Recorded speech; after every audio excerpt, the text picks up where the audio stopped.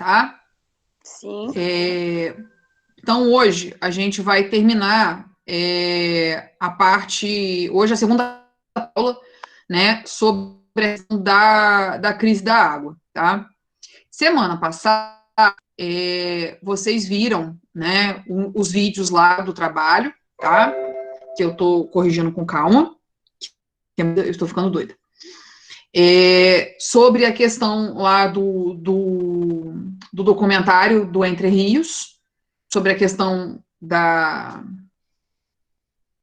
manipulação ali da água, e também 2 vídeos bem legais sobre a dança dos rios, né? O primeiro vídeo, Antônio Nobre, é perfeito, adoro aquele vídeo, que ele fala lá sobre, né, a questão do deserto, de ter água, da dança da chuva.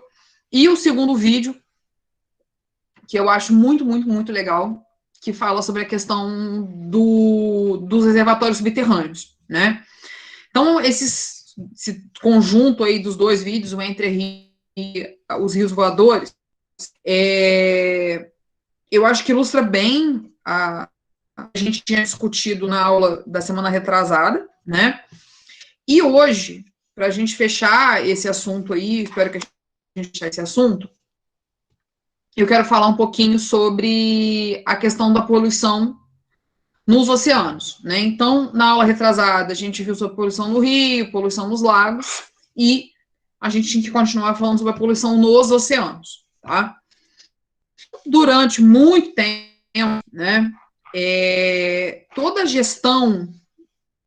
questão do descarte de resíduos, principalmente das cidades litorâneas, né, era pensado em o descarte, né, aqui na Serra a gente descarta no rio, né, joga esgoto no rio, e na cidade do Rio, Niterói, Santa Catarina, Florianópolis, Porto Alegre, é a questão né, Natal, Salvador, também no mar, era o descarte nos oceanos, né? Então, jogar esgoto nos oceanos, né? Então, sempre se pensou, né, que os oceanos, por causa das marés e da profundidade, é o lugar, né, ideal aí, que ele consegue degradar, que tem muita água, que tem sal, tudo isso, né?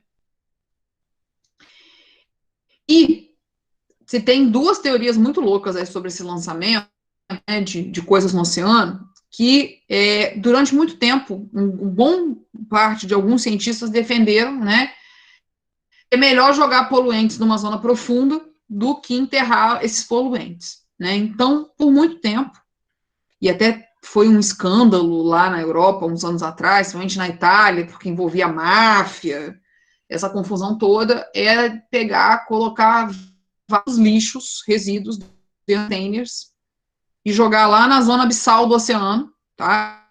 No meio do Oceano Atlântico, que tem uma zona abissal longe, que é bem profunda, né? E ali era melhor aquele container lá no fundo do mar do que enterrar aqui, tá?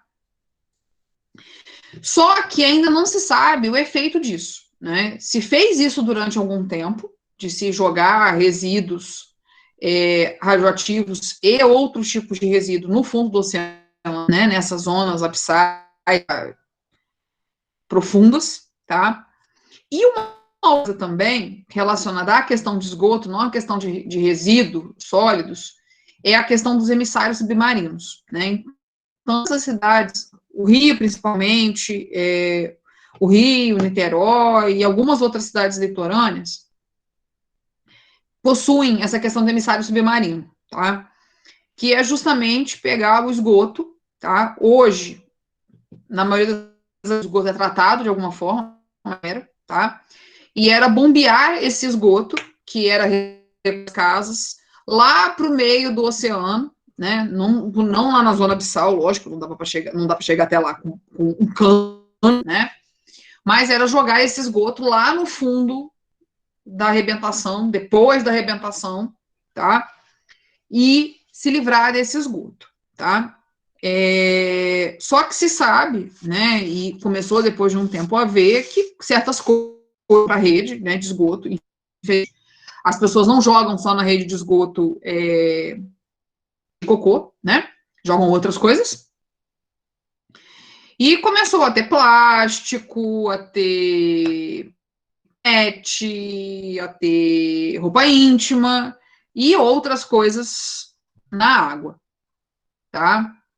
Então, essa questão do emissário submarino, né, hoje se tem tratamento de esgoto, como o caso do Rio, então o esgoto primeiro é tratado numa estação e depois é bombeado para o mar, através do emissário, né, mas se tem de coisas retidas lá na estação de tratamento de esgoto, já vi uns documentários que mostram isso, e é uma loucura a quantidade de coisas que as pessoas estão na rede de esgoto, tá? E, né, essa é uma ilustração aí para a gente ver um pouco sobre a questão de quais resíduos chegam no oceano, né, e o que isso traz de problemas para a flora, para a qualidade da água. A praia, né, é um lugar muito frequentado, sabe que algumas cidades existe o controle, né, da balneabilidade, da qualidade da água para poder entrar na água, né, para a população poder tomar banho de mar, né. O Estado do Rio, o INEA faz essas análises, né, então a gente vê, às vezes, por exemplo, quem é do Rio, né, não estou falando lá de Bocaina, que eles vão lá, não passa isso, mas o RJTV aqui, principalmente na época de passa a vulnerabilidade das praias de Angra e Paraty, né, aí passa lá, a Praia das Gordas, em Angra, por exemplo, tá boa, mas a Praia do Anil, não, né, então, esses exames que o INEA faz estão ligados apenas à questão microbiológica da água, que é uma coisa importante a se dizer, tá? Só a questão lá da quantidade de coliformes fecais e totais que se tem na água, tá? Eles não fazem, por exemplo, se a água está com chumbo, com níquel, com cádmio, com ferro, com nada de metal pesado, tá? É só realmente a parte microbiológica, a questão dos coliformes totais, que eu acho que vocês devem ter visto na aula de microbiologia, tá? E o que vem para os oceanos das cidades, né? Então, as indústrias, elas podem liberar para essa água do rio, que consequentemente vai cair no oceano, metais pesados e outros produtos químicos, tá? As cidades em si, a zona urbana, também metais tóxicos, né? Então, quando a gente joga pilha no rio, pilha lá na rede de esgoto, né? A questão do óleo e a questão do próprio esgoto, né? Sem tratamento, a questão também do aumento dos macronutrientes, né? Então, nitrogênio, fósforo, potássio também vão via esgoto, que cai no rio e que cai no mar, para a gente ver uma cidade que é uma cidade litorânea, tá? Fazendas contaminam com questão de fertilizantes e pesticidas, que também são ricos aí em nitrogênio e fósforo, né? Que essa entrada aí de macro e micronutrientes em excesso também causa no oceano a maré vermelha, né? Então, a proliferação de algas que a gente viu lá na eutrofização que acontecia no rio, também acontece essa eutrofização do mar com que a gente é vermelha, né? Que é a superpopulação, reprodução de algas vermelhas, de algas pardas, tá? Que o excesso disso também é nocivo para a cadeia alimentar do, tá? Então, a gente, às vezes, já deve ter visto na televisão em algum momento aí, mortandade de peixe, por exemplo, na Baía de Guanabara, ou lá na Lagoa Rodrigo de Freitas, que são lugares que têm conexão com o mar, né, e justamente tem entrada de esgoto, tanto industrial quanto residencial, e isso problemas na fauna e flora do mar, tá? Do ambiente marinho, tá? E uma coisa que acontece nos oceanos, que a gente viu, que foi bimestre passado, sobre a questão da biomagnificação, a gente viu isso em ciclos biogeoquímicos, também acontece no oceano, né? Então, esse metal pesado, que está saindo da indústria lá, que é próximo, que é um rio, e essa indústria é realmente próxima ao oceano. Esses metais pesados também são depositados no sedimento do oceano. Em algum momento, um bicho pode ter, um animal ou uma planta, ter contato com isso e entrar na cadeia, né, na teia alimentar, na cadeia alimentar, e isso começar também um processo de bioacumulação ou de biomagnificação em oceanos, tá? Então, o peixe lá que se come, né, a parte de peixe que se come, frutar em geral, que são seres filtrantes, são muito a questão de poluição, né? Teve um ano para trás aí, eu não me lembro, o tempo anda passando de uma forma tão estranha que eu não consigo me lembrar anos e datas. Mas teve um certo ano que eu acho que foi ano passado, mas pode ter sido ano retrasado também, tá, gente? Que estava um problema de consumir ostras em Santa Catarina, porque as ostras estavam contaminadas com alguma coisa que eu não me lembro se era metal pesado, questão microbiológica, mas era por causa da qualidade da água do ano onde essas ostras eram cultivadas, né? Então, isso não afeta só, né, ao que eu tenho brincado, mas de uma forma séria, às vezes, né, não só as pessoas que abraçam as árvores, né, eu tenho assistido muito um podcast de abraçar a árvore, eu incorporei isso agora, de brincar do abraçar a árvore, né, porque às vezes o pessoal fala assim, esse pessoal aí do grupo o fulano, né, às vezes a gente é zoado, né, fica caçador de borboleta, né, defensor das árvores, fica abraçando as árvores aí, né, mas, por exemplo, essa grande poluição que aconteceu lá em Florianópolis e em Burium e outros lugares ali na costa do Santa Catarina, atingiu toda uma cadeia econômica, que é a questão da criação das ostras, né, que lá são ostras e o coquilho de Saint-Jacques, que é aquela concha da Shell, aquela concha do posto de combustível. Tem esse nome bonito de coquilho de Saint-Jacques, mas outro nome que eu não estou me lembrando agora, gente. Depois eu me lembro o nome daquela concha, tá? Mas eu conheço aquilo como coquilho de Saint-Jacques. E as ostras, tá? Não sei se alguém já viu ostra, já comeu ostra. Eu não gosto de comer aquilo, não, mas acho muito estranho. Mas tem gente. Aquilo é um prato muito apreciado e é bem caro, né? Então, a poluição ali não foi só uma coisa de gente que abraça a árvore, né? A discussão que a gente tem, mas uma questão de uma cadeia produtiva que emprega um monte de gente, até porque é a cadeia produtiva de um produto que é caro, né? Não é um frango, um frango ou um porco aí que a gente consegue mercado por R$10 um quilo, né? Ostras são caríssimas e o coquilho de Saint-Jacques também, tá? São caras, né? Não são comidas para comer todos os dias. Então, interferiu nisso tudo, né? Por uma questão de falta de tratamento de esgoto, tanto industrial quanto residual, tá? E em relação, uma outra coisa que é muito, né, em relação quando a gente fala de poluição de água dos oceanos, é a questão do óleo, né? Não só aquele óleo da fritura que a gente usa em casa, ou usa no restaurante, quanto a questão da exploração de combustíveis, né? Todo combustível, basicamente, né, praticamente, que a gente usa no Brasil, gasolina, querosene de avião, óleo diesel de avião, óleo de barco, e etc, aí, de petróleo no Brasil, né, são extraídas no oceano, né? Outros países da América do Sul aí, a gente tem extração de petróleo na terra, né, no continente, não é no mar, né? Mas no Brasil, praticamente todo o nosso petróleo é extraído do oceano, né? De reservas que tem o oceano aí, não da água do mar, né, gente? Vocês me entendem, né? De áreas onde eu tenho que perfurar rocha que está lá debaixo de toda a água do oceano.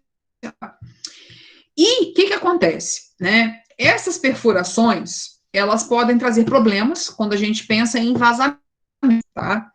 Mas também, principalmente, né, não só a extração disso, né, ir lá e furar a rocha e colocar sonda e puxar, mas o carregamento disso para o continente, para que aquele petróleo bruto, né, vire gasolina, vire querosene de avião, vire óleo e outras coisas que são extraídas ali do petróleo, tá? Que são destiladas, né, vão sendo extraídas daquele petróleo bruto, daquele óleo denso que a gente vê, né?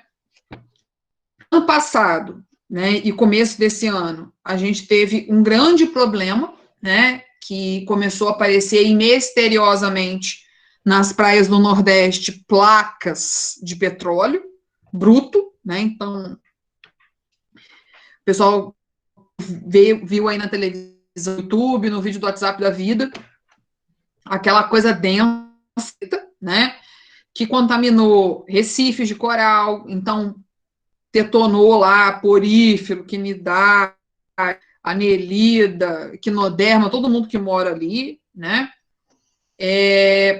Diminuiu, prejudicou a qualidade da água do oceano, né? E com certeza prejudicou a questão da pesca. A gente viu lá a gente sofrendo porque o pessoal não queria mais comprar peixe lá na Bahia, porque o peixe estava com óleo. Então, não destruiu só quem abraça a árvore, né? A questão do abraçar a árvore, né? Também interferiu aí numa cadeia produtiva, na sobrevivência de pescadores artesanais e de coisas grandes que trabalham com a questão da exploração do oceano, né? E o que acontece com esses óleos? Principalmente óleos que são derivados de petróleo, né?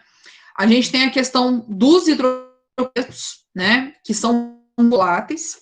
Hidrocarbonetos. Professor, exemplo de hidrocarboneto. Gasolina, gente. Quando eu tenho vazamento de gasolina, gasolina faz parte, né? É um hidrocarboneto, quimicamente falando, muito volátil. A gente pode reparar isso quando a gente vai num posto de gasolina, num posto de combustível, o cheiro da gasolina, né? Pelo posto todo, tá? Então, é uma coisa muito volátil. E gasolina mata imediatamente organismos aquáticos, por causa da volatilidade dela. Então, quando ela cai na água, ela é absorvida rapidamente. Uma outra coisa que é muito prejudicial em relação ao óleo é reduzir a zona eufótica. Então, reduzir a zona que entra a luminosidade do sol. A gente sabe que a base da cadeia alimentar marinha do oceano são as algas, né? Os fitoplânctons. Então, quando aquele óleo ali negro ou de qualquer outra cor impede a entrada de luz, e com isso, o fitoplâncton não vai fazer fotossíntese.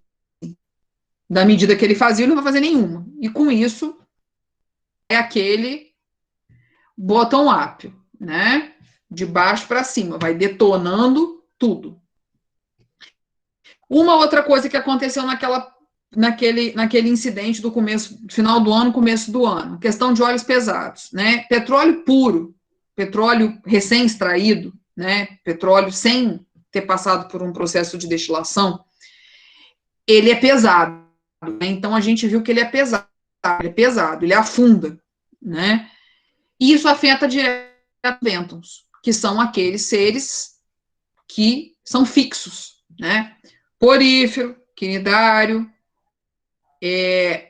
os poliquetas sésseis, os equinodermatas mais sésseis, né? Aqueles mesmo que se movimentam como estrela do mar e outros indivíduos lá do mar, mas ele não é um bênton, né? Ele não anda na lâmina d'água, não anda nos estratos, né? O bênton ele fica ali ou parado, céssio, ou ele só rasteja.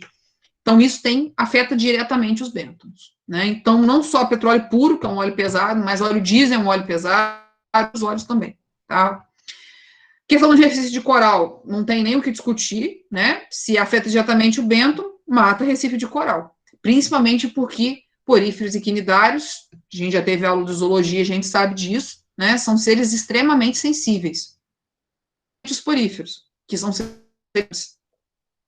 Então, são seres que são atingidos completamente quando eu falo de poluição química, principalmente quando eu falo de óleo, né, que além de ter compostos que podem queimar, ainda tem a questão do óleo em si, né, da oleosidade, dos lipídios ali, que fecham, né, as células, impermeabilizam as células desses indivíduos. A recuperação é muito lenta, né, porque é preciso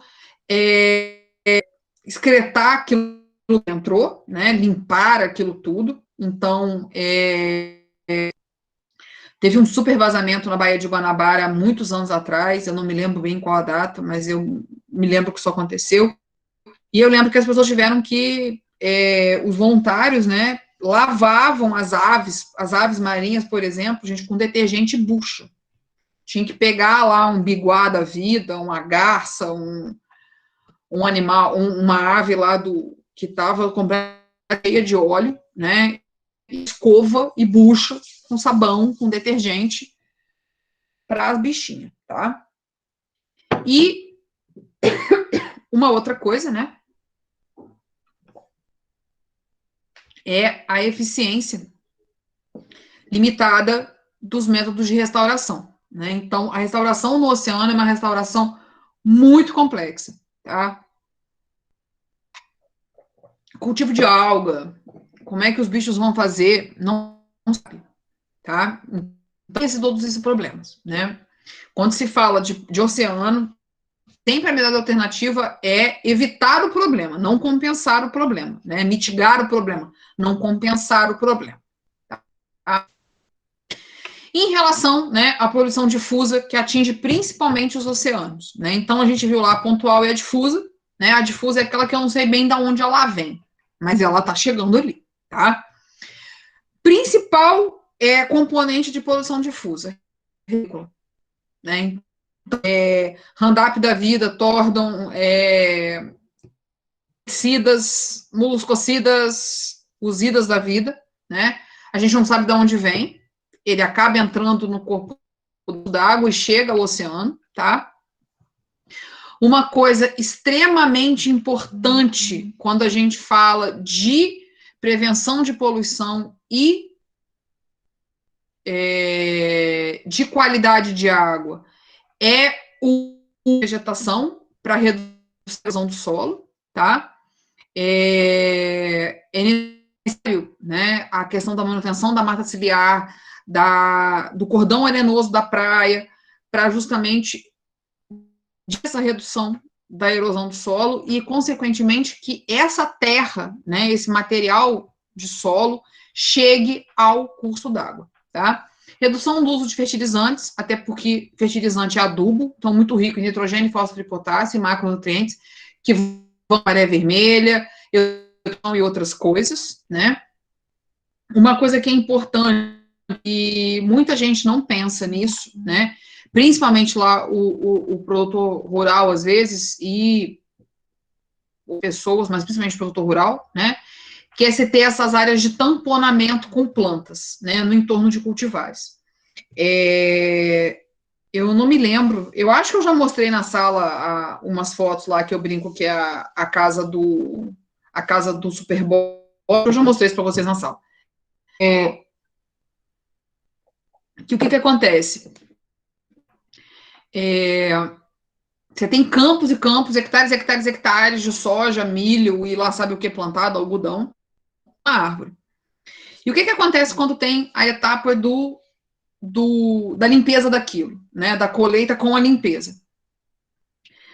Aquele solo acaba ficando nu, né? A gente usa um termo lá na agronomia, desnudo, mas aqui eu falo nu mesmo. Fica nu, né? O que acontece? Todo vento que bate ali, ou chuva, levar aquela terra que está toda solta, aquele solo está todo solto para algum lugar. E provavelmente vai levar para dentro de um curso d'água ou de um corpo d'água. E quando se usa, né, plantas, árvores principalmente, com esse objetivo de tampar, né, de fazer muro, fazer uma cerca viva em volta daquilo ali, eu tenho a diminuição desse solo voando, né, desse solo sendo levado para outro, tá? E uma coisa também importante é que, às vezes, né, da linha do orgânico, da agroecologia, fala, não, usar pesticida nunca, né, não pode usar pesticida, não pode, né. Mas uma coisa que é importante é que, às vezes, é necessário usar algum produto, né, principalmente algum agrotóxico, tá, quando se fala de grandes cultivos e de outras coisas. Mas uma coisa que é importante se lembrar sempre, né, mas eu acho que é quase impossível num país em desenvolvimento, é a questão de o que a gente chama de manejo integrado e de usar isso regradamente, né? De usar isso com indicação de um profissional habilitado, né? No caso, é de um engenheiro agrônomo, de ter um agrônomo assinando isso, de usar a dose correta, de descartar aquela a lata, a caixa, o frasco, aquilo de uma forma correta. Só que, infelizmente, né, a gente vê isso até na cidade, as pessoas vão na loja, compram um negócio lá, o mata-mato, né, mata-mato, que tem um monte de nome comercial, e usa o mata-mato ali na calçada, ou onde, loucamente, né, eu quero matar o mato, eu não vou nem olhar de quanto que eu preciso diluir isso aqui. E isso acaba entrando na água, e esse é o problema, né, se as pessoas usassem a quantidade correta, com a proteção correta, na hora correta, da forma correta, pode-se usar isso às vezes. Né? Não vou falar para virar prática. Ah, não, eu quero. Não vou mais passar enxada na minha roçadeira, só vou jogar mata-mata, tá beleza. Não. Né? Tem hora que às vezes não precisa, né? Não tem, tô doente, não posso usar um negócio. Né? Mas as coisas precisam ser feitas com parcimônia, né? Com cuidado. E esse é o problema. As pessoas não fazem isso com cuidado. Né? Acham que podem usar um negócio loucamente, né, e que se dane o vizinho ou que se dane quem vende, né. Em relação ao sistema de água e esgoto, né, semana passada nos vídeos, eu acho que vocês viram alguma coisa falando sobre essa questão do sistema de água e esgoto, né. Uma coisa que é importante, né, a se falar é a importância da existência tanto da ETA quanto da ET, né. A estação de tratamento de água, né, ela vai estar cuidando, né, tratando a água para ser consumida. Ela vai puxar água, né, ela vai puxar a água do rio ou da fonte subterrânea e vai tratar essa água nessa estação, né, e essa água ela vai para a rede abastecer a casa das pessoas, tá? Esse tratamento de água, né, ela tem uma série de filtros, tá? Tanto mecânicos quanto químicos, para que se chegue, né, para chegar aí na norma de qualidade de água aceitável, né, de água potável, tá? Mas a estação, né, ela tem às vezes, como a gente já discutiu na aula retrasada, eu acho, algumas coisas em relação à questão da quantidade, da cloração da água, do flúor, de controle de pH, né, isso vai depender aí da qualidade da água desse rio ou desse lago que ela é extraída, ou desse aquífero. Uma coisa que é importante a se dizer, que as precisam estar ligadas à rede de esgoto para levarem esse esgoto à estação de tratamento de esgoto, né, que é a ação dessa água que eu peguei lá em cima, tá? Só que em muitas cidades a gente observa que não existe uma ET, né, e as pessoas nas casas não têm uma fossa. E todo esse resíduo gerado na casa acaba sendo despejado diretamente no curso d'água, né? No caso aqui é um rio, mas podia ser o oceano lá do sul, o mar, né? No caso, se eu estivesse numa cidade litorânea. E quando esse esgoto todo vai para a zona do esgoto, né? Ele é tratado e a água volta para o rio. Não digo potável, tá? Não dá para beber, mas ela volta sem resíduos que prejudicariam a qualidade da água, tá? E principalmente a questão microbiológica, né? Então, o tratamento de esgoto, ela consegue tirar algumas bactérias e principalmente parasitas, né? Protozoários, plateumintos e nematóides, mas ela não tira, por exemplo, metais pesados ou partículas muito pequenas, tá? Mas é já um grande ganho não jogar nitrogênio, fósforo e potássio em grande quantidade num curso d'água, tá? O que acontece, né? Nem todo mundo, como essa casa maravilhosa aqui, tem acesso à água que vem de ETA e mandar esses resíduos para o MAET, tá? Semana passada a gente estava tendo essa discussão sobre Itatiaia, Penedo, né, Bocaina aí, por exemplo, a gente não tem, né, em Itatiaia, por exemplo, principalmente aqui em Penedo, ETs, né, uma ET e uma ETA, tá? Então a água vem diretamente do rio, com esgoto, com folha, com areia, com terra, entra dentro de casa e comumente aqui ela deveria ir para a fossa, tá? Pela regra da prefeitura, precisa toda casa ter uma fossa, tá? Mas muitas casas não têm fossa e todo esse esgoto vai diretamente para o rio, tá? Eu não sei como é em Bocaina essa questão da ET, a Camila e a Josi pode falar, tá? E mais outras pessoas que moram em outro. Dani também é bom de falar. Acho que lá em Porto Real tem ETA e tem ET. E tem ET, mas depois vocês me contem aí. O tratamento de esgoto, né? A gente tem uma coisa que é importante, que o tratamento de esgoto, ele gera um lodo, tá? Então, por exemplo, né? Tudo que foi para a rede, principalmente o número 2, né? Ela gera um lodo, tá? E ele pode ser usado, por exemplo, para adubação, tá? Não de coisas que são comidas, tá? Por exemplo, como alface e frutas, tá? Mas se pode usar essa lama da ET, por exemplo, para adubar as árvores de um parque, as árvores da rua, uma área que está sendo restaurada, tá? E a ET tem todo um sistema, tá? De extrair esse lodo de biodigestor, justamente porque tem que aquecer para matar as bactérias, até essa água voltar para o rio, tá? Se tem uma discussão muito grande em relação a ETs por odor da onde elas são implantadas, tá? Mas tudo isso, esse controle do cheiro, principalmente do odor, ela depende da atividade bacteriana, tá? Então, é uma questão bem problemática, o pessoal da química estuda a questão do controle dos justamente por causa do odor, por isso que ela não é uma obra muito nas cidades, vamos colocar assim, desejadas, mas elas são de fundamental importância para manter tanto a quantidade quanto a qualidade da água.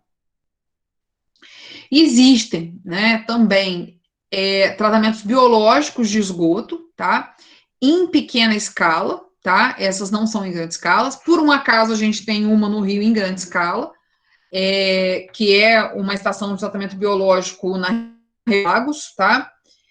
Eu vou passar esse vídeo, eu não sei onde ele anda, mas eu vou mandar o link para vocês verem a questão do tratamento biológico, tá? Que é o uso, tá, de filtros com pedra, carvão e o uso de plantas aquáticas, tá, para limpeza da água, tá? Esse tratamento biológico é usado em algumas áreas rurais, eu já vi bastante pessoal em área rural ter esse tanque de decantação, tá? Plantas. Evidente, gente, por exemplo, eu já fui em alguns lugares onde esse tanque, essas que são... Meu Deus, esqueci o nome da planta. Tá boa, tá? Tá boa, tá boa. Me lembrei. Aquela que tem parece um milho na ponta aqui, tá? O que acontece?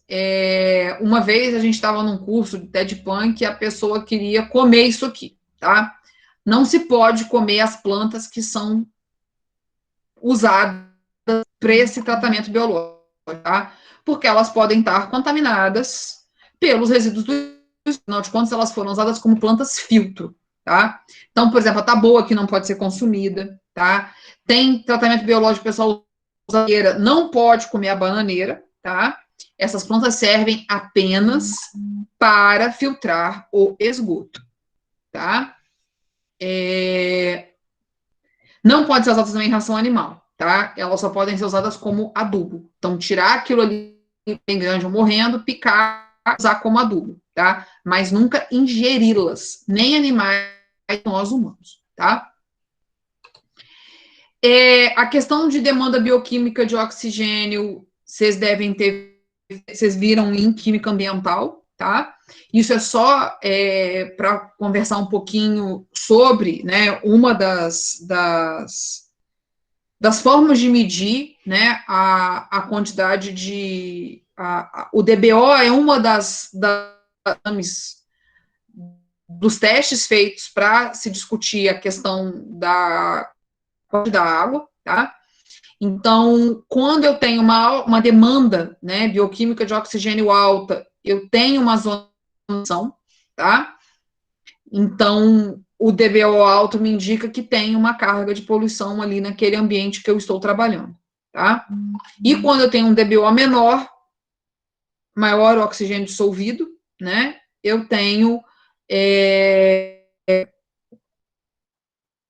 uma zona que está boa, né,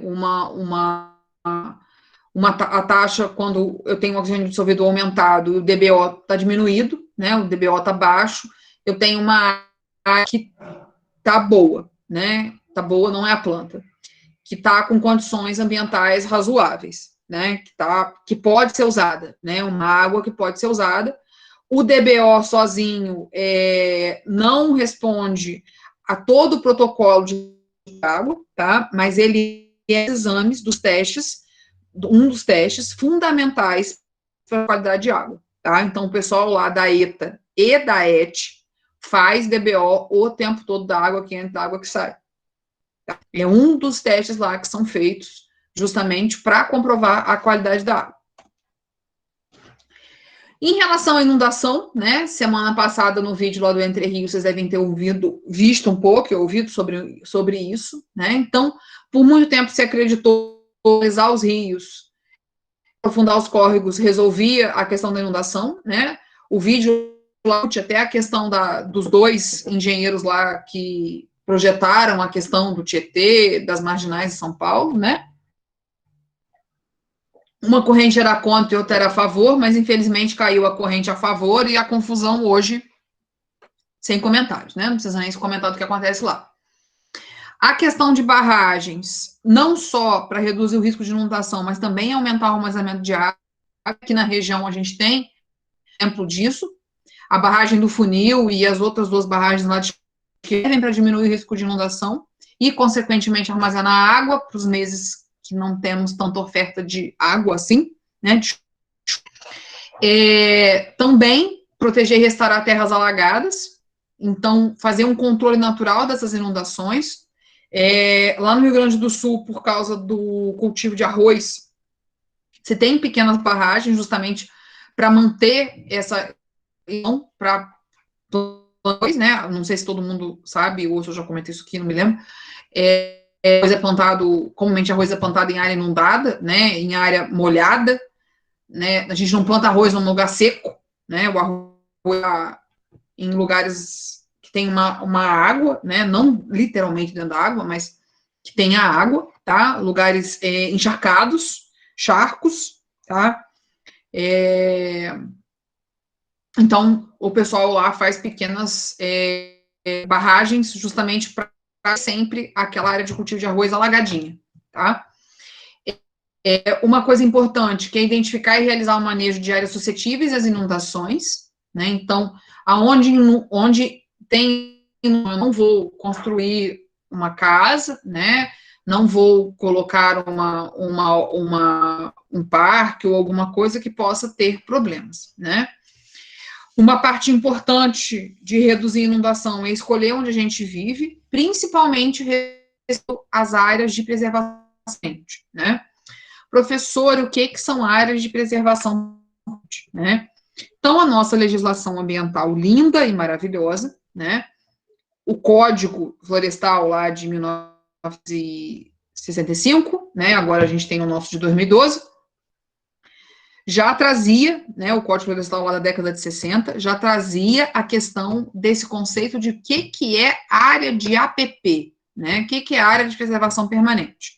Então, são as que não devem ser ocupadas porque podem prejudicar o ambiente onde elas estão colocadas, né? Se eu construir uma coisa ali na área de APP, ou causarem acidente, né? Então, quem são essas áreas de preservação permanente, né? Beira de rio, então se tem aí uma metragem, né? O código 65 era mais fechado, né? O de 2000 abrindo as pernas para algumas coisas, então se diminuiu algumas metragens aí de lá da rio aonde que eu posso passar uma estrada, aonde que eu posso ter uma casa, né? Dependendo da largura desse rio, justamente pensando o quanto unda, né? O quanto essa água pode subir, chegar num lugar e acabar comendo a sua casa ou levando você embora. Topo de morro também é área de APP, tá? Então, topo de morro, áreas acima de 1.800 metros de altitude, tá? E áreas com inclinação acima de 45. Então, isso está lá no código, que eu não sei se o Alessandro já fez isso com vocês, tá? Mas o Alessandro é uma pessoa muito melhor do que eu para falar de área de APP. Ele vai falar que não, que eu sei a área de APP também, tá? Mas eu estou até procurando o livro de legislação aqui, para ver aonde está, meu Deus, o código. Lei do óleo, política, agrotóxico, lei do óleo, floresta, biológica, política, novo código. O Código Florestal é o 12.651 de 2012, né? E a área de preservação permanente está aqui, 360. Eu vou lá só para a gente tirar essa dúvida. 360. Então, a área de preservação permanente, né, ela está aí, ela tem vários incisos aí, tá, mas a finalidade dela é conter e mitigar risco de enchentes, deslizamento de terra e de rocha, proteger vereda, proteger várzea, abrigar exemplares de fauna da flora ameaçados, proteger sítios de tradicional beleza ou valor científico, cultural, histórico, faixa de proteção ao longo de rodovias e ferrovias, né? Então, as áreas de APP também estão ali ao longo de rodovias e ferrovias, assegurar condições de bem-estar público, auxiliar na defesa do território nacional, proteger áreas úmidas, especialmente de importância internacional, tá? Então, áreas de APP, normalmente, o 1.805 graus e a beira do rio, né? Tem outras áreas aí também que, na lei 12.651 de 2012, tá? Que é o Código Florestal de 2012, conhecido como novo, tá? O último código foi o penúltimo código foi em 65, tá? E tem outras várias medidas que podem ser feitas, né? Se a gente pensar a questão do recolhimento de lixo, erros sanitários, da consciência das pessoas, tem uma série de coisas aí que e riscos de inundações, principalmente no centro urbano, né, que é onde ele causa mais estragos, vamos colocar assim, aumentar áreas viáveis na cidade, isso é importante, né, então, a criação de parques urbanos, a retirada mesmo, né, a troca de piso, de asfalto, de cimento na cidade por pisos permeáveis, né, por terra, por pedra, por pisos que são permeáveis. Então, muita coisa aí que pode ser feita para riscos de inundações, principalmente na zona urbana. A questão da crise da água no Brasil, a gente viu um pouco no vídeo semana passada, né? Semana passada, sobre a questão, tá? Não é só o Sudeste que sofre com estresse hídrico, tá? O Nordeste tem uma grande questão de estresse hídrico por causa da baixa quantidade de chuva, né? E a grande quantidade de pessoas, lógico. São Paulo, Rio Grande do Sul, Rio de Janeiro, Curitiba, Porto Alegre, né, essa região, a nossa região aqui, Sudeste, Sudeste, o maior problema é a demanda por água, né, onde a gente tem as grandes capitais, São Paulo, Belo Horizonte, Rio de Janeiro, Porto Alegre, Curitiba, Goiânia, e são lugares onde eu tenho né, o Centro-Oeste um pouco menos o regime de chuva um pouco mais curto, mas eu tenho grande demanda por água, né? E a questão da poluição de água que eu tenho também. No Nordeste é mais a questão da falta de chuva, nas outras regiões, principalmente Sudeste, Sul e Centro-Oeste, é a grande demanda e a poluição, tá? A questão dos voadores a gente viu, né, semana passada lá no vídeo, a questão das zonas, né, da zona de convergência, então, toda aquela evapotranspiração que acontece na Amazônia, ela desce por causa da questão da latitude, né, e ela entra aí, oeste, sul, sul, né, e é essa grande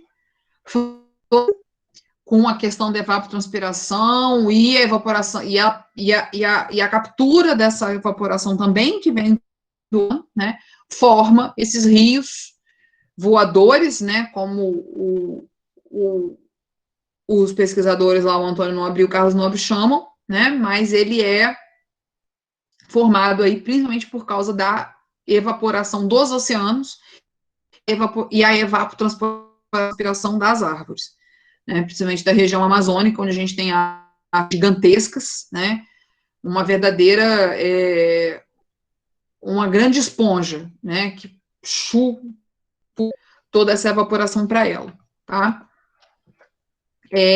Vocês viram bem isso no vídeo semana passada, né? A questão da evaporação, a água evapora, também solta partículas, né? A água precisa condensar e ela precisa ter uma base para se condensar, isso que é importante. Então, também essas nanopartículas aí, que são liberadas pelas árvores, ajudam a formar as nuvens e, né, vento, a umidade, a altitude, a latitude, acaba trazendo aí né, a chuva para o sudeste e para o sul, que se a gente for olhar, né, como eles colocam lá no vídeo, outras regiões do globo que estão na nossa mesma linha aí, né, são áreas de deserto, como, né, lá o deserto do Saara e na Austrália, tá?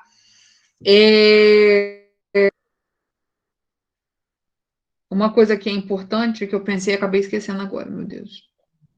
Tá, lembrei. Outra coisa que é importante também para a América, né, para a América do Sul, é a questão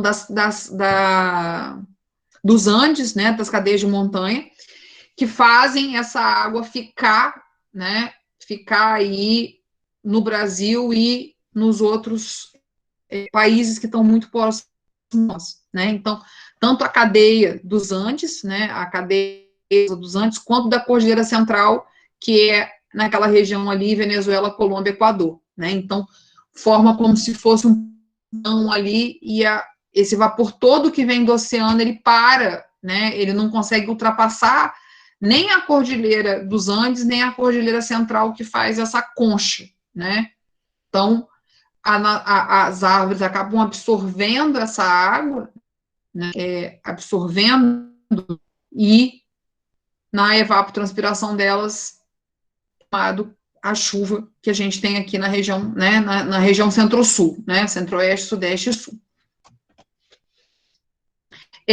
Uma outra questão, né, problemática aí que a gente tem vivido muito nesses últimos tempos é a questão do desmatamento, né, não só lá da floresta amazônica ou da Mata Atlântica, como saiu um dado hoje, né, hoje dia da Mata Atlântica, que eu quero falar um pouquinho sobre isso depois,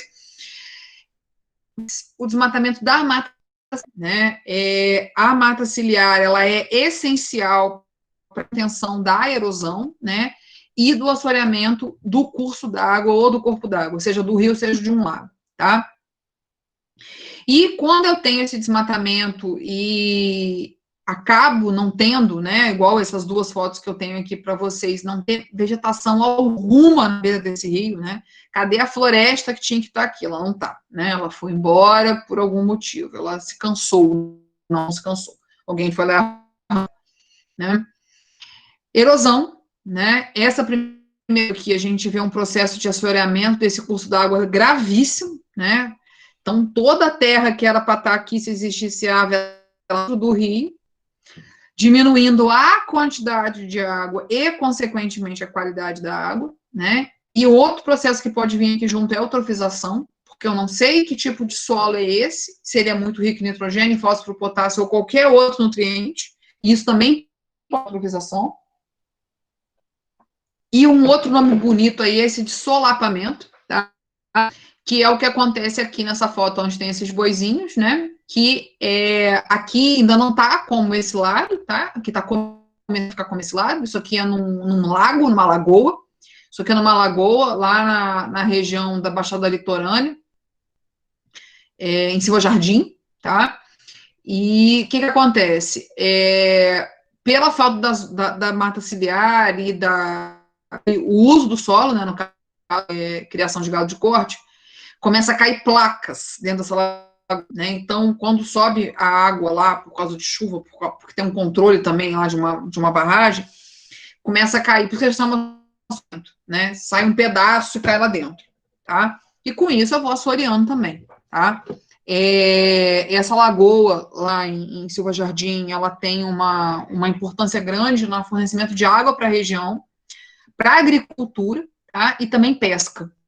Tá? O pessoal tem muitas que vivem da pesca dessa lagoa, tá? E isso é evidente, a gente até fez uma prática dessa parecida, não sei se vocês lembram, a turma do terceiro, que foi meus alunos lá na minha substituição da Química Ambiental, a gente fez umas práticas, né, lá no laboratório, de jogar água nos diferentes solos que a gente criou, com folha, sem folha, com areia, com terra, né, bem isso aqui, né, quando tinha as folhinhas lá e não estava impermeabilizado, a água que a gente passava, ela era absorvida e não dava enchente, né, e quando a gente colocava ela lá num lugar sem folha, sem nada, a água demorava muito para conseguir passar, né, então, o desmatamento da mata ciliar é um dos graves problemas em relação a enchentes e também em relação à qualidade e quantidade de água que está ofertada e ser usada pela população, tá? Então, quando a gente pensa, né, de usar a água de forma mais sustentável, né? Então, um grande problema que a gente tem é a questão de agricultura que usa irrigação, né, de agricultura que precisa da irrigação para produção, né? Então, hoje a gente tem muitas tecnologias, tá? Tem sensores em palavras que mostram o tempo todo para o técnico se mais água, de menos água. Isso é importante, tá? A região nossa aí de grande produção agrícola, Tocantins, Bahia, Maranhão, Piauí, precisa de ser mais tecnológica, tá? Até porque lá não chove com grande frequência, então todo esse milho, soja, algodão e as outras coisas que eles cultivam lá é por água de irrigação do rio, tá? Seja do São Francisco, sejam do outros rios que existem naquela região, que é uma região extensa, tá? A questão de novos sistemas de tratamento de água, né? Aquele desperdício, redução de água, igual a gente viu, né? Que a gente discutiu semana retrasada, né? Que como a companhia de água vende água, ela quer vender a maior quantidade de água para ganhar a maior quantidade de dinheiro, né? Então, é necessário se repensar esse uso e o desperdício de água, tá? Aumento das áreas de APP, tá? Isso é uma coisa gritante e urgente, tá? Devemos repensar e evitar ao máximo a ocupação de áreas de APP, principalmente as áreas de APP não ligadas a curso e corpo d'água, tá? Esse novo Código Florestal de 2012 mudou muita coisa, e principalmente algumas coisas foram um pouquinho pior, alguns entendimentos aí acabaram prejudicando a conservação de várias áreas úmidas, tá? Mas é essencial se pensar na proteção do APP, tá? Não só pela questão da natureza, mas também pela questão da segurança das pessoas, de não terem suas casas levadas pela enchente, de não morrerem afogadas, né, e de não perderem tudo que construíram ao longo de uma vida. A recuperação de nascentes também é outra parte importantíssima, tá? Para a gente continuar mantendo a quantidade de água e a qualidade da água que a gente tem.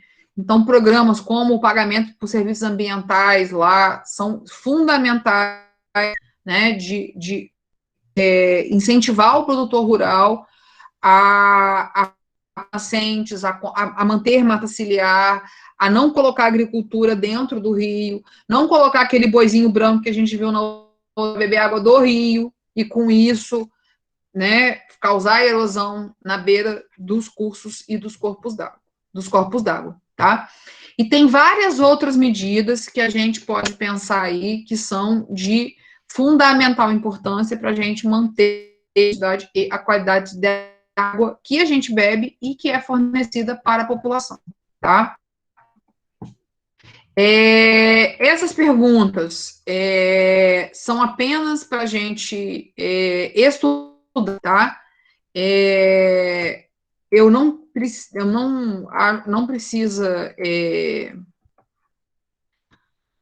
não precisa me enviar isso, tá? Algumas dessas perguntas vão virar perguntas objetivas na avaliação bimestral lá, tá? Então, eu recomendo, assim, a gente ler, responder no nosso caderninho, tá? No nosso bloquinho de anotação e pensar o que pode acontecer, né? Essa atividade de fixação nada mais é uma forma de fazer um resumão dos assuntos abordados, né, do assunto abordado naquela semana ou naquele mês, tá? Meninos e meninas, queridos, agora eu vou para perguntas, sim? Eu vou abrir para perguntas. Opa, que tem 4 chats aqui. Dani pediu para avisar que ficou sem internet. Josi, direto do Rio, divide a xixá aí. Não, menina, é água. É água. Não é cachaça, não é vinho, não é chá, é água, tá? É água porque eu fico com a garganta muito seca. Eu não paro de falar, né? Então, gente, vamos lá. Perguntas, dúvidas? O que vocês têm a me dizer aí? Professora. Fala, Josi. A gente estava falando com relação a descarte de esgoto, de material de resíduo, né, de banheiro, de pia. A questão, eu vi um estudo há um tempo atrás, a questão do uso de anticoncepcional para as mulheres que vem causando problemas sexuais nas espécies marinhas. Uhum. Isso é verdade? O qual fundamento tem isso? O que acontece, Josi, e demais pessoas aí da sala, tá? A estação de tratamento de esgoto, quando ela existe na cidade, que ela não é, por exemplo, aí em Bocaina ela não existe, né, Josi? Não. Tanto o anticoncepção quanto protetores solares. Protetor solar também tem agora, tá? Elas podem afetar o anticoncepcional, porque realmente ele é por hormônio, né? Nosso corpo absorver alguma coisa ali, mas o que está em excesso vai sair pela urina, né? Vai excretar. Igual vitamina quando a gente come demais, né? Vitamina que é hidrossolúvel, ela vai sair no xixi. O anticoncepcional também, ele vai sair no xixi e vai sair nas fezes, né? E isso disso pode causar peixe, em crustáceos, em outras coisas, hormônio, né? E principalmente nos vertebrados, tá? Em peixes e nos outros animais ali que se alimentam que absorveu aquele hormônio, tá? Então, tem realmente esse problema do anticoncepcional, porque você está colocando uma coisa a mais na água, tá? Não só anticoncepcional, por exemplo, antibiótico também. Tem trabalhos que falam que antibióticos podem causar mudanças, criação de resistência a bactérias e a protozoários, a plateumintos e nematelmintos que estão na água. Porque você colocando eles expostos a substâncias que eram para matá-los, mas eles podem se adaptar. Tá? E o protetor solar tem um estudo que discute, porque tem um produto que usa na maioria dos protetores solares. Isso aqui depois vocês podem procurar, também preciso procurar isso. Que eles podem afetar, porque é tipo um hormônio. É uma substância base de um hormônio. Eles também podem afetar a vida marinha. Né? Então, Essas coisas que nós humanos inventamos são péssimas, né? Não são legais. Mas tem trabalhos que falam tanto de anticoncepcionais, quanto de protetor solar, quanto de antibióticos. Porque a ET, na verdade, ela não retira isso aqui. A ET retira só coisas microbiológicas. Então, bactéria, fungo, protozoário, ela não tira essas três coisas. O negocinho, a substância do protetor solar, que eu não dou nome, e os antibióticos. Sim? O que mais, gente? O que mais? Gabi? Você tá aí, Gabi?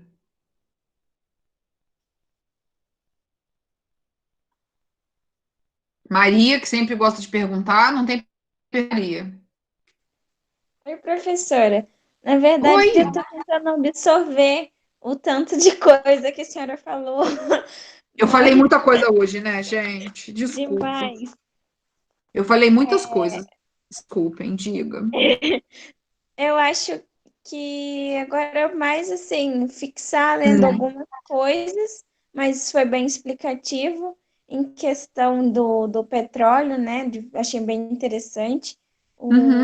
O professor Alexandre Rocha também deu um artigo muito interessante falando sobre a contaminação com o petróleo, as diversas outras doenças que podem surgir. Achei muito interessante.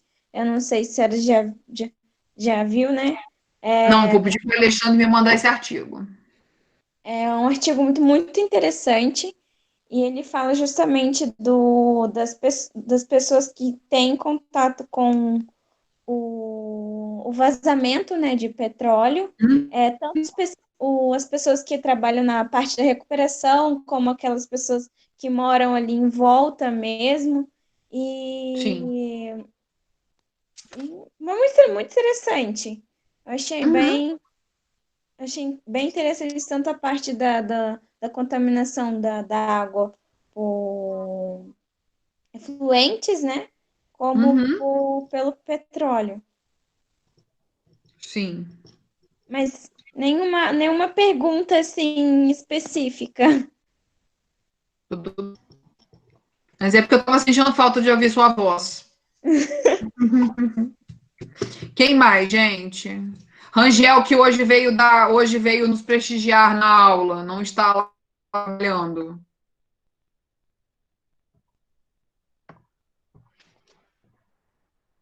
Pedro, Patrícia, vamos lá. Oi, professora. Você está sem microfone? Pode escrever aí no chat, eu leio as perguntas. Lá na pedagogia, às vezes eu faço isso. Diene. Professora, Fala, Camilinha. eu acho que é na primeira imagem que começou a aula de hoje, fala de uma zona anóxica, se não me engano, onde tem um peixinho. Acho que é Sim. isso mesmo. É o que seria isso? Vamos voltar lá, peraí, deixa eu voltar aqui que a gente vai lá. A zona anoxa. Vamos lá. Deixa eu colocar aqui para projetar, peraí. Opa. A pressão. Uma janela. Vamos lá. A questão aqui, né? É anoxa. Não é isso? O que acontece? Essa questão da maré vermelha,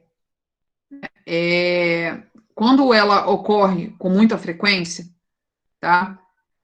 Ela acaba diminuindo a quantidade de oxigênio que eu tenho dissolvido na água, né? Até porque as algas começam a se reproduzir localmente e começam a morrer. Então, também diminui a questão da entrada do sol, né? Da luminosidade fótica, da zona de luz. E com isso, essa zona anox, ela fica sem ar, ela fica sem oxigênio, na verdade, né? O anox é quando está sem oxigênio. Não sei se vocês já viram ou algum documentário que trata de doença, ou alguma coisa assim, que as pessoas começam a ficar roxas porque elas estão sem oxigênio. E que ali fala alguma coisa parecida com anoxa. Eu não vou lembrar o nome. É anoxa mesmo, o nome da.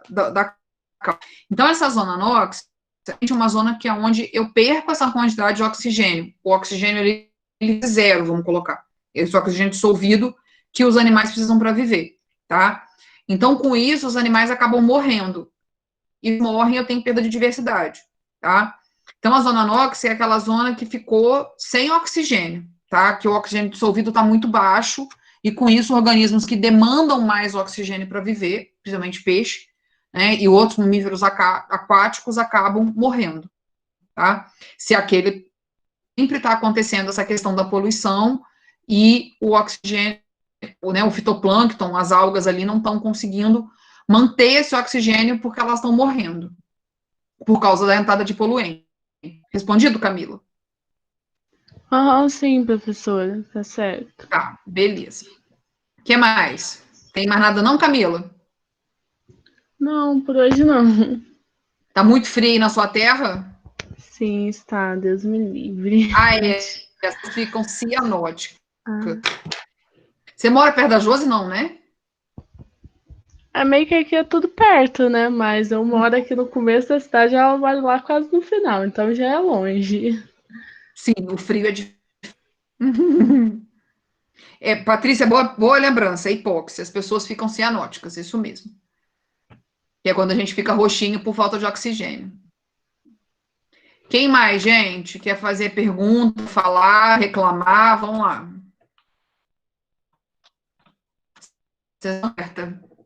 Pedro Prachedes. Conte-me aí alguma coisa. Oi, professor. E aí? A matéria, tipo, realmente é muita informação para absorver, né? Uhum. Mas tudo tranquilo por enquanto. Então tá bom. É porque eu tava com saudade de ouvir sua voz também. Eu tô perturbando as pessoas aqui hoje para falar. Mariana Araújo. Mari? Que tem umas pessoas que eu nunca ouço a voz. Quero ouvir você um pouquinho, dona Mariana. Volta Redonda tá muito fria? Ou Volta Redonda tá quentinha? Sem microfone no momento. Beleza. Tá tímida mesmo. Hoje tá frio também, tá bom. Meninos, podemos encerrar por hoje? Sim? Ah, não, tá boa a aula. Tá Continua. boa aula, Josi. Terrível. É que eu nunca apareço, aí quando eu apareço eu quero ficar. Você quer ficar, né, sua danarinha? Meninos, que pouca gente. Hoje apareceu 12 pessoinhas. Deixa eu ver se tem alguma coisa no chat aqui. Não, só Mariana. Hoje tá frio também. Meninos e meninas. Eu sempre acabo falando só meninas, mas tem os meninos também. Então, como não tem mais dúvidas, né? Não tem mais perguntas. Eu quero papo com a Josi. Vou acabar a reunião, vou bater papo com a Josi. Tô zoando. Vamos botar fofoca em dia. Muito tempo que a gente não faz fofoca, né? Mas tá bom, Né? gente.